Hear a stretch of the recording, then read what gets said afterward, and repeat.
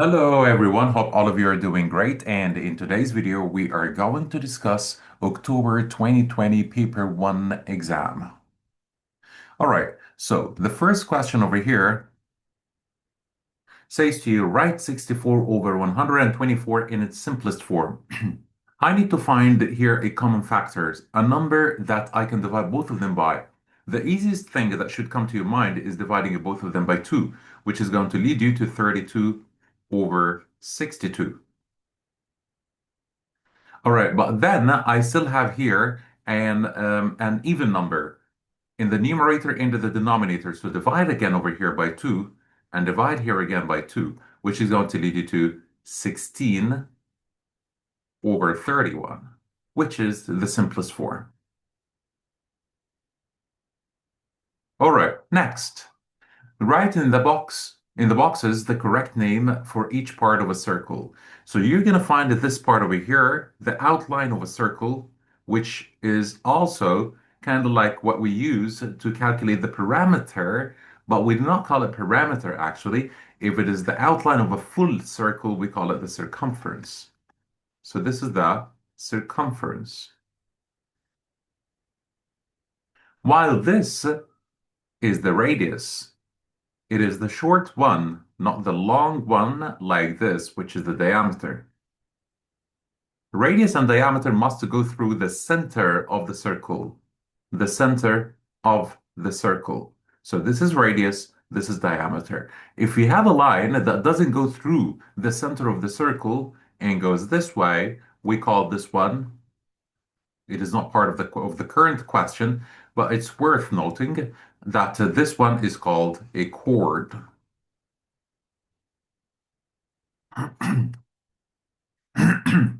All the rows, columns, and the diagonals add up to 15 in this grid. So if you add them up here, you're going to find that they are 15. If you add even the diagonals, you're going to find that these three numbers add also to 15, and so on. Any row, any column, any diagonal add up to 15. So they want you to complete the same thing over here. They sing it to you. All rows, columns, and diagonals also add up to 15. So I'm going to do that. Start with it first. 12 and 5 is 17. 17 plus what is going to give you the 15? 17 plus negative 2 is going to give you the 15. Then I'm going to continue with this row. 13 plus negative 2 is going to give you 11. So 11 plus what is going to give you the 15? You're going to find that it is 4 over here. All right, so if I finish right now this column, 4 plus negative 3 is going to give you positive 1. So I have 14 left to reach the 15 that they want.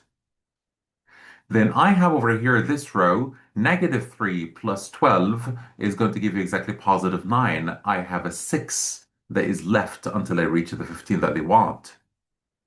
And at the last one over here, I got a 13, I got a 6, so I got over here a 19. So 19, I need negative 4 to reach the 15 that they want, taking it through this column. I'm going to send here the 17 to the other side with negative 17. So negative 3x equals negative 15. So x equals positive 5.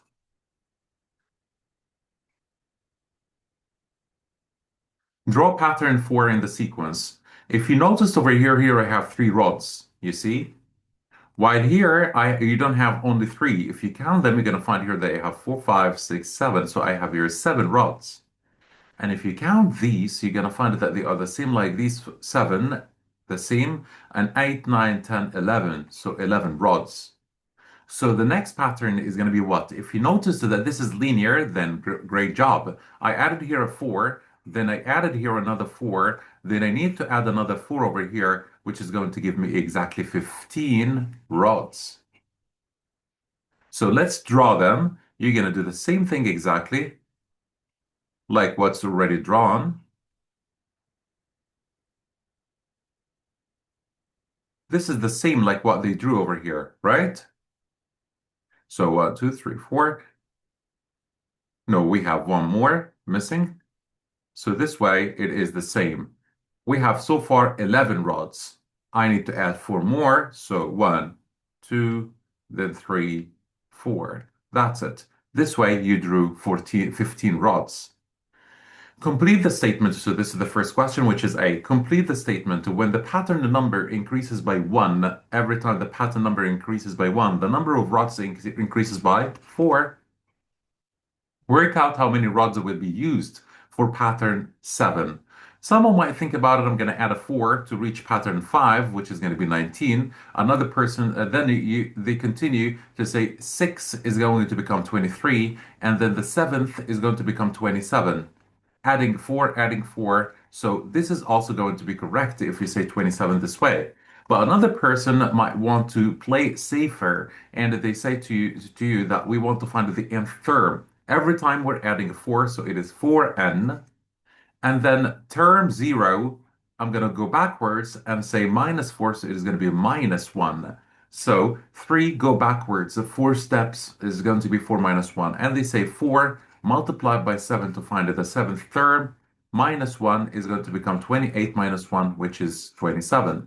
Both are going to be corrected. This is actually safer and better if they want like pattern 15, pattern 20, pattern 51, then you will be stuck with the nth term. Question 6 here. The bar chart shows how students in class 7 travel to school.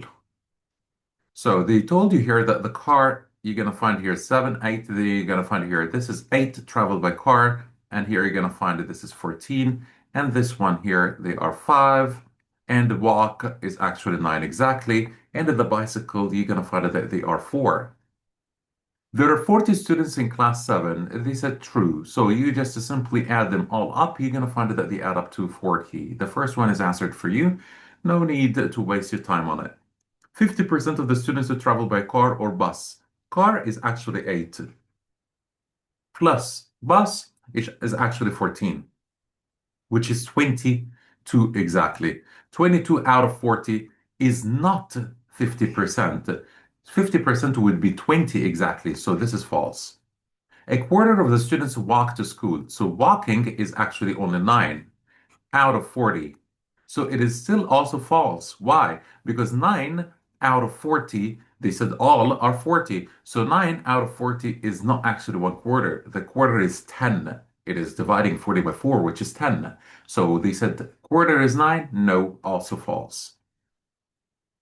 Write this as a fraction in simplest form. I know that I have here 3 decimal places, so I'm going to write over here 285 over 1,000. This is the fraction, but it is not in the simplest form. If you leave it this way, you're going to take a 1. So divide by 5, you're going to reach here that this is going to be exactly 57 over 200. Is this the simplest form? Well, definitely they are not even numbers, or 57 is not even number. Then I'm going to exclude dividing it by 2 or 4 or 6 or 8, and definitely also 10. And it actually doesn't end with a 5 or a 0, so I'm going also to exclude the 5. So I got right now only one option that I must try. Is it divisible by 3 or not? 5 plus 7 is 12. It is divisible by 3. But 2 plus 0 plus 0 is 2.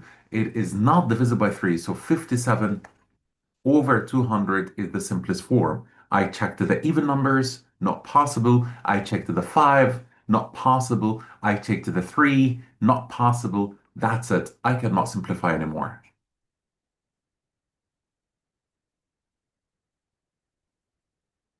Write these measurements in order of size.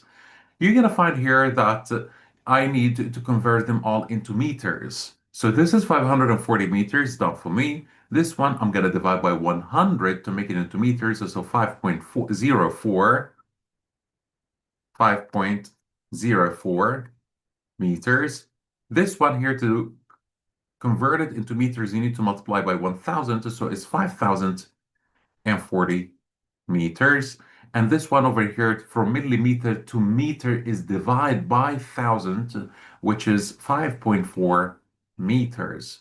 You could say divide by 1,000, or you convert it into centimeters divided by 10, then into meters divided by 100, which is also going to lead to the same answer, 5.4 meters.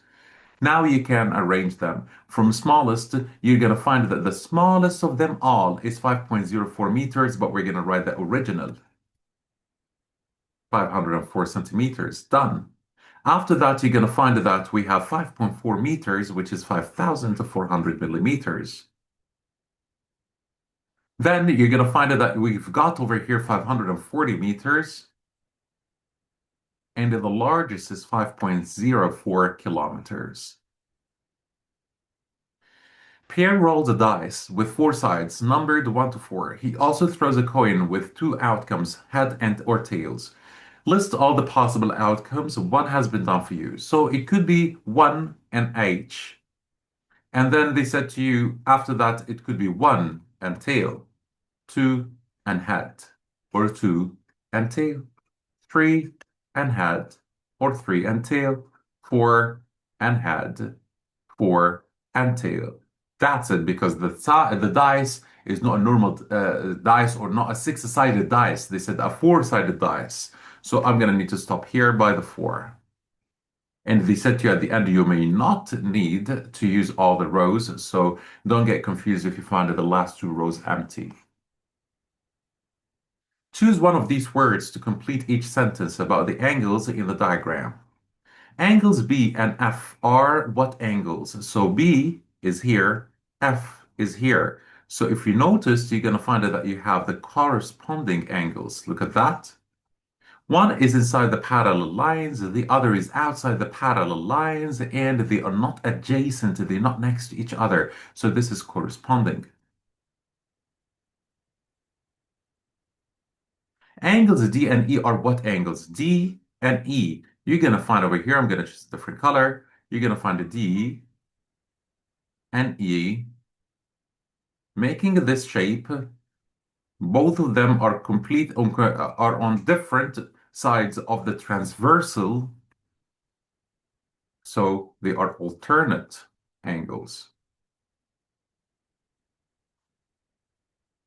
Next, draw a ring around all the shapes that are congruent to triangle A.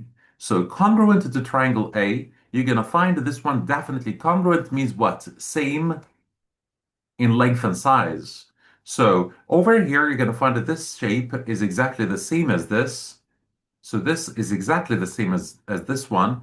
And you're going to find also that this is the same as well, but it is rotated. So this one is reflected, this one is rotated, but it has the same length exactly. 3 by 2, 3 by 2. So it is the same size, the same length of sides and everything. Give your answer correct to decimal places, so we must use here the division. So 65 divided by 9, it's paper 1, remember. How many 9s are in 6? It's 0, but how many 9s are in 65? You're going to find that it is what? It is exactly 7. But 7 times 9 is going to give you 63. I have your decimal point because they wanted two decimals. So point 0, put the point up and bring the 0 down. 9 goes into 20, you're going to find it 2 times, which is 18.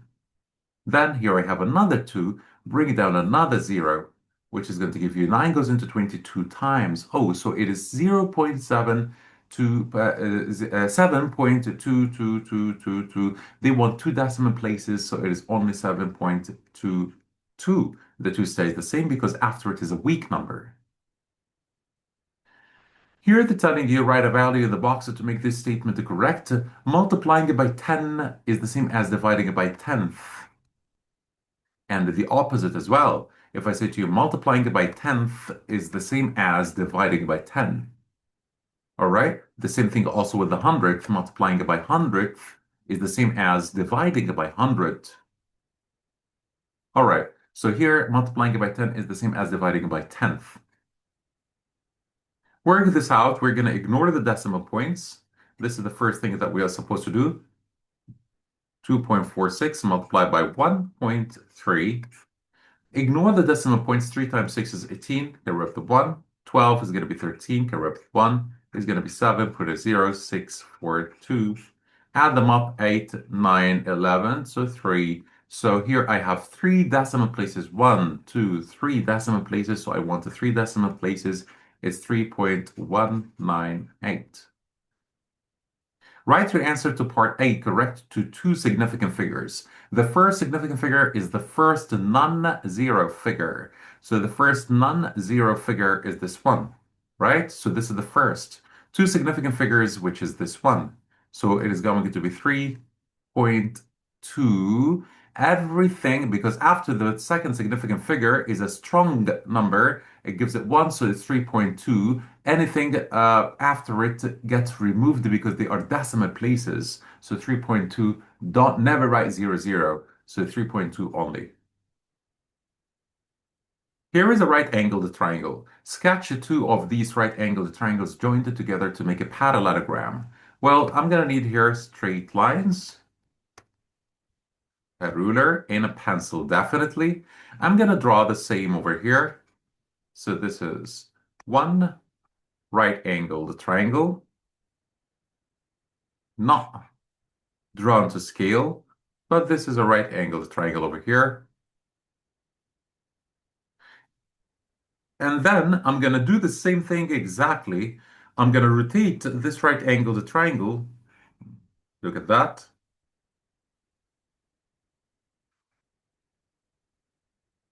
This way, I used two of this right-angled triangle to draw a parallelogram. Okay, here is the first. Here is the first. Here is the second, which is rotated.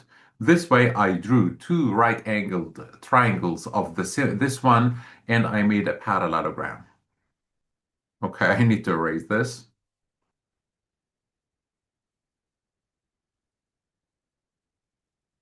Next, sketch two of these right-angled triangles joined together to make a kite. Okay, so a kite, making a kite, I'm going to also need to use the ruler and a pencil, and I'm going to draw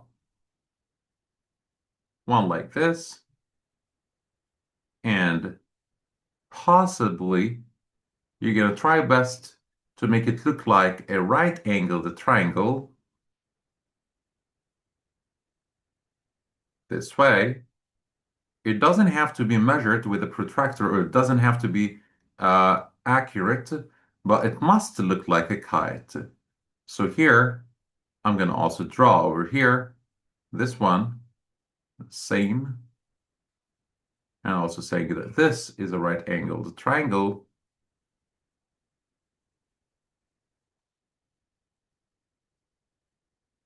And then also you can split it this way.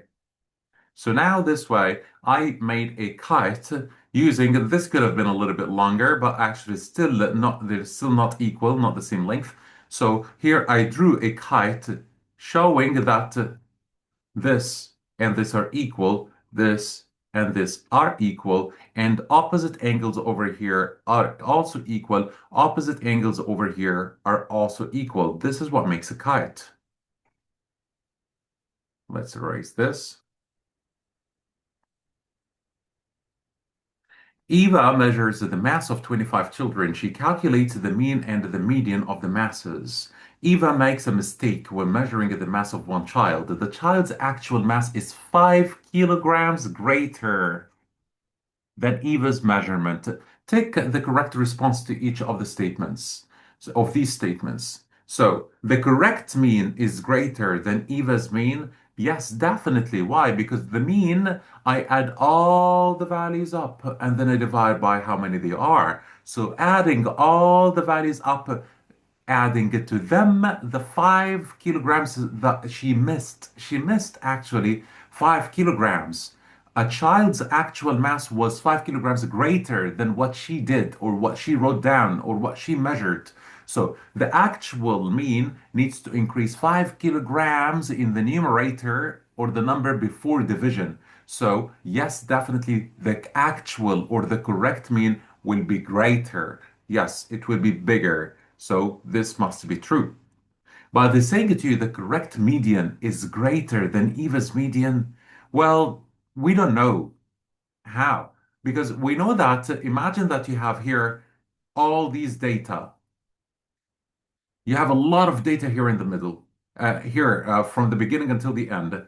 We got 25 children, right? So 25 children.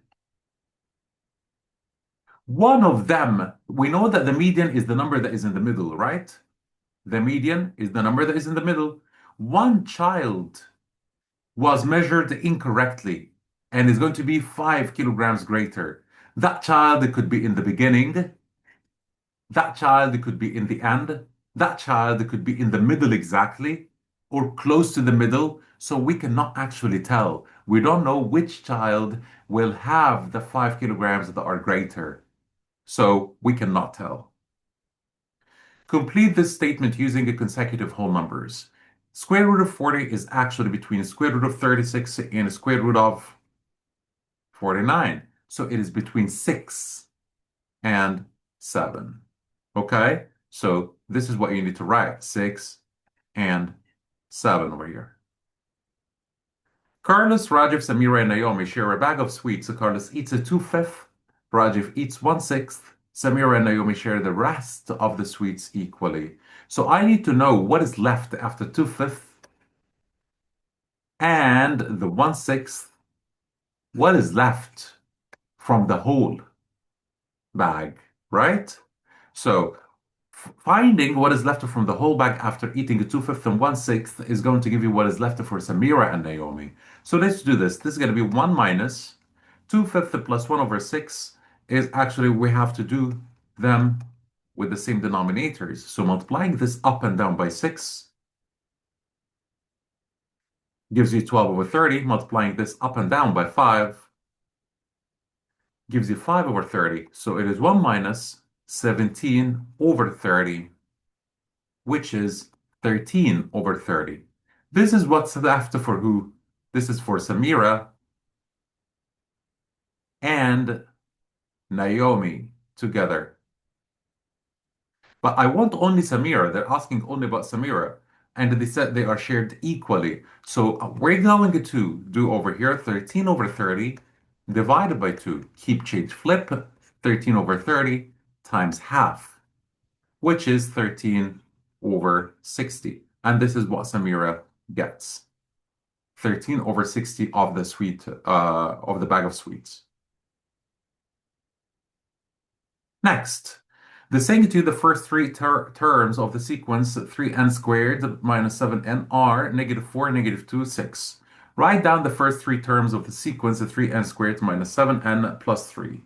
You got two ways actually. One of you might say, oh, mister, to find the first term, I'm going to remove n and write 1. So 3 times 1 squared is just a 3, minus 7 times 1, which is minus 7, plus 3. So this is going to give us a mister negative 1. Someone might say this way. And then I'm going to do a mister the 2, and I will find removing n squared and write 3 multiplied by 2 squared minus 7 multiplied by 2 plus 3. Then they find at the end that this is going to be 1. And they remove the n and write 3, and then they find that it's going to be 9.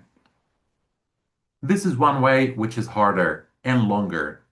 If you noticed here, this is the other way. This is the same exactly as this, but added to it 3. So the first three terms is just a negative 3, a negative 4 plus the 3, which is negative 1, negative 2 plus the 3, which is just 1, 6 plus the 3, which is 9. So that's all what you need to do. Just add 3 to each term. Mike conducts an experiment to find out if cars drive at different speeds on different days. He collects data about the speed of cars on the road between 12 p.m. and 1 p.m. on 2 different days. So Monday and Thursday.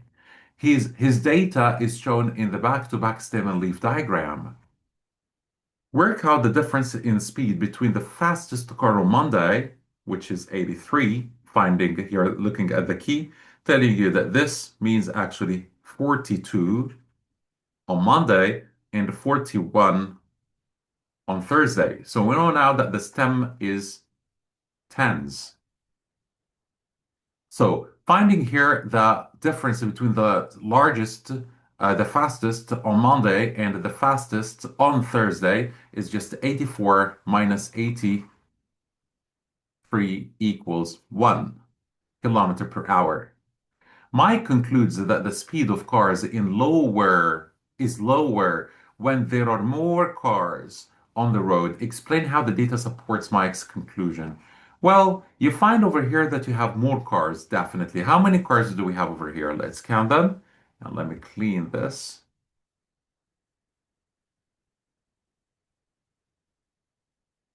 All right, so here we have how many cars on Monday? 1, 2, 3, 4, 5, 6, 7, 8, 9, 10, 11, 12. So here we have 12 cars exactly.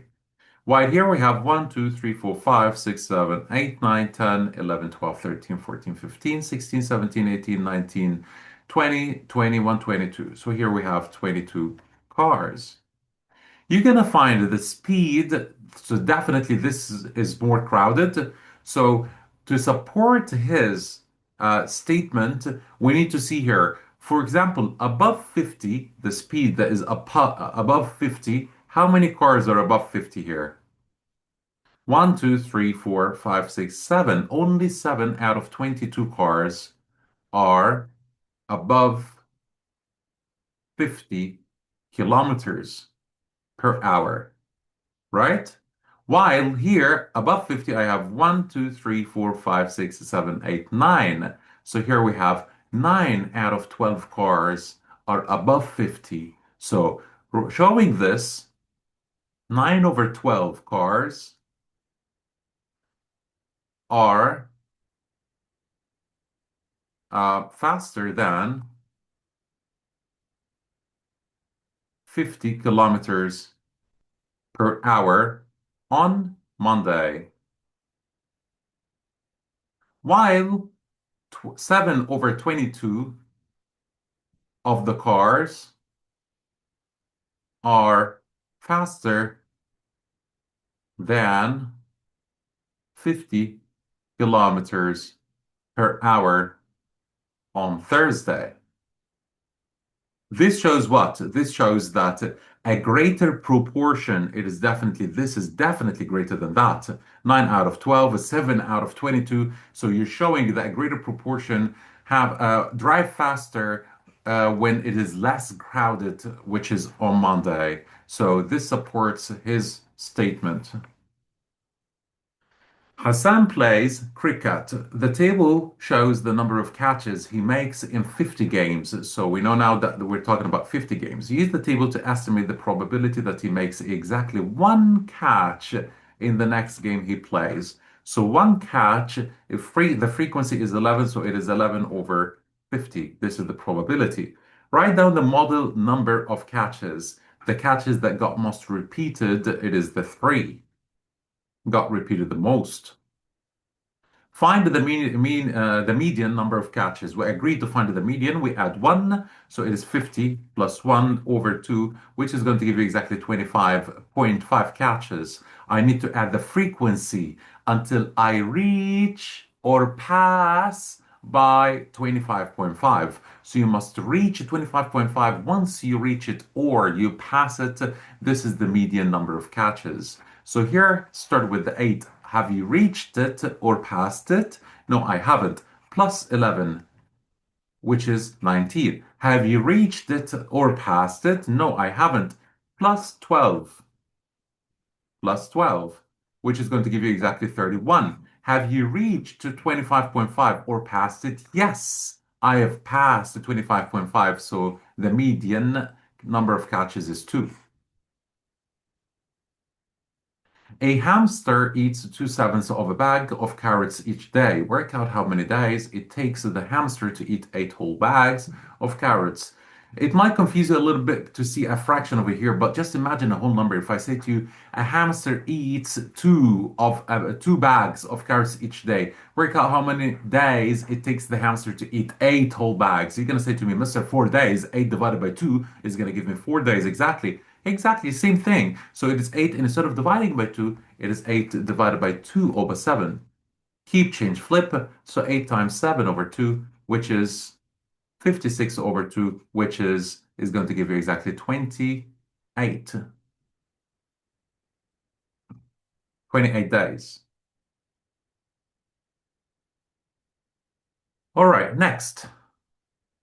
Work out the value of 5at squared. So it is 5 multiplied by a, which is 4, and only the t is squared, so negative 3 squared. So 5 times 4, which is 20, multiplied by negative 3 squared, which is 9, is going to give you exactly 180. Mia has two ribbons.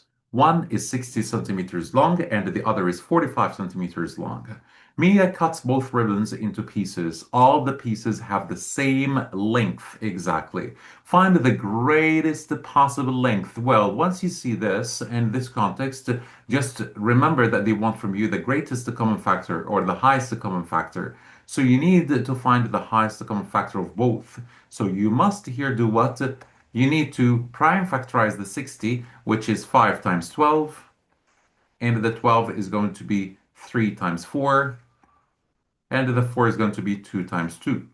So it is 2 multiplied by 2, multiplied by 3, multiplied by 5. And you do the same thing also with the 45, knowing that it is going to be exactly 3 times 15 or 9 times 5, whatever comes to your mind. The 5 is prime, and the 9 is 3 times 3. So it is 3 times 3 times 5. In the highest common factor, you must take only what is common. You take it only once. So you ask yourself here, the 2, is it common there? No, it is not. I'm not going to take it. The 2, is it common there? No, it is not. So I'm not going to take it. The 3, is it common there? Yes. By, write it only once. The 5, is it common there? Yes. By, write it only once. So it is exactly 15 centimeters. This is the largest possible, 15 centimeters. Here is a number fact. 56 multiplied by 94 is equal to 5,264. Use this factor to work out these calculations. 5.6 multiplied by 0.94. Well, it is the same exactly as 56 multiplied by 94, exactly after ignore the decimal points. So it's going to be 5,264, the same. But I have here 3 decimal places, so it's going to be 5.264. This one over here divided by 0.56. Well, we agreed before you can never divide if the divisor is a decimal. I can't. Don't even start thinking about it. Don't even try to calculate or to work out anything. Make sure that this is a whole number first. How? Multiply by 100. And do the same thing over there. I must also do the same thing. So it is going to be 5,264,00 divided by 56. Now it is doable. So as if you're saying to me 5,264 divided by 56. Well, but there are two more zeros. Yes, put them at the end in the answer. So as if you're saying 5,264 divided by 56, which is just going to give me 94. Yeah, but I have two more zeros here, so put them. So 9,400. Trains travel between two stations. The distance between the two stations is 200 kilometers. The average speed of the two trains is shown in the table. So train A 100 kilometers per hour, while B is 80 kilometers per hour. Calculate the difference between the journey times of the two trains and give your answer in minutes. Well, they wanted the time. We have here the distance and we have the speed. Time equals distance over speed, right? So for train A, distance, which is 200, over speed, which is 100, is going to give you 2. So 2 what? They're telling you here per hour, so it is 2 hours. While train B, 80 kilometers per hour, so it is the distance to 200, is still the same distance, over 80. Well, canceling the zeros with each other gives you 20 over 8. If you can do it mentally, you should find that it is 2.5 exactly hours. If you cannot do it mentally, then you're going to have to do 20 divided by 8, which is going to take longer and is going to be harder. So you're going to just find that it is 2, which is 16. 4.0, bring down the point, bring down the 0, put the point up. So 40 divided by 8 is 5. So the longer division is 2.5. Mentally is going to give you also 2.5 hours. Well, the difference between them, because they are requesting it to calculate the difference between the two times, this is 2 hours, this is 2.5 hours. So the difference is half an hour, which is how many minutes? 30 minutes. Write these numbers in order of size, starting with the smallest. Well, these are not standard form. You just to make sure that these are not the standard form. So the trick that you learned in arranging numbers from smallest to largest or largest to smallest with the standard form is not going to work here. Here, these are not in the standard form. So you must actually work them out. Multiplying it by 10 to the power of 4, moving the decimal point 4 digits to the right, 4,800. And this one over here, moving it to decimal places to the left, 0.16. While here, this is as if you're saying multiplying it by 10 to the power of 3, which is 7,000. Dividing it by 10 to the power of 4, which is going to give you 17.5. Now arranging them from smallest to largest. So this is the smallest, which is 16 times 10 to the power of negative 2. And the one that is larger than it is this one, 175,000 divided by 10 to the power of 4. And after that, we've got the 4,800, which is 0.48 times 10 to the power of 4. And the largest of them all is the 7,007 divided by 10 to the power of negative 3. Question 28, the diagram shows an object A and an image B. So the saying to you over here, A can be mapped onto B using a rotation center 0, 0, followed by a different type of transformation. So two types of transformations happened to shape A so that it comes to shape B. Complete the descriptions of the two transformations. The first transformation, they told you that it is rotation, about center 0, 0. So center 0, 0. And followed by another transformation that they wanted to describe completely. So let's first here worry about the rotation. What happened here in the rotation? Well, in the rotation, you're going to need the tracing paper. So this is the first thing that I'm requesting you to do. Get a tracing paper because they said to you rotation. You're going to put the tracing paper over your graph, over this graph, and start tracing the shape. Here you go. I trace the shape over the tracing paper. If you start rotating the shape 90 degrees clockwise, you're going to find that it's going to give you a shape that doesn't look like this one. The other shape that you have will face down. It is not going to be facing up like this one. So definitely no, it is not going to give you the same form or the same shape as this. I don't care about the position, but I care about the shape itself. It's not going to be the same. It's not going to look the same direction. So it is not 90 degrees clockwise. If you rotated 90 more degrees, which is 180 degrees, if you rotated 90 more degrees, it is not also going to look the same as this one. No, it's not going to look the same direction as this one. Then if you rotated 90 more degrees, which is going to give you 270 degrees clockwise, it is going to look exactly like this. But don't forget, your pencil must be put before rotating. You must put your pencil over here, over the center of rotation before rotating the paper. So trace the shape, put the pencil over the center of rotation, rotate the paper 90 degrees, will not look the same. 180 degrees will not look the same. 270 degrees, yes, it will look the same exactly. How will it look? Look at this. You're going to find it looking this way and in this position exactly. This is what you're going to get. It's going to be here. All right, so this looks the same. Yeah, but different position or different, not different position, different quadrant. It's a different place. So this is after the rotation. So we're going to find that it is rotation 270 degrees clockwise. Using my tracing paper, I found out about this. Or you can say 90 degrees anti-clockwise. Both are the same. All right. So now I finished the description of the rotation. After that, what happens is, so for this shape to go over here to this shape, what happened? Mr. It did the same direction, the same everything, we just translated it. I moved the shape, Mr. So moving the shape over here, how many times did it move? choose any vertex. So I'm going to choose this vertex and see how many squares did it move until it became this one, right? So this vertex moved here 1, 2 to the right, 3, 4, 5, 6. So 6, right? It reaches here. Then you go up 1, 2, 1 second. 1, 2, 3, 4, 5, 6 here. Then 1, 2, 3, 4, 5, 6, 7 up. So 7 up. You can write here translation 6 right, 7 up, accepted. Or you can write with vector 6, 7 this way, also accepted. That's it.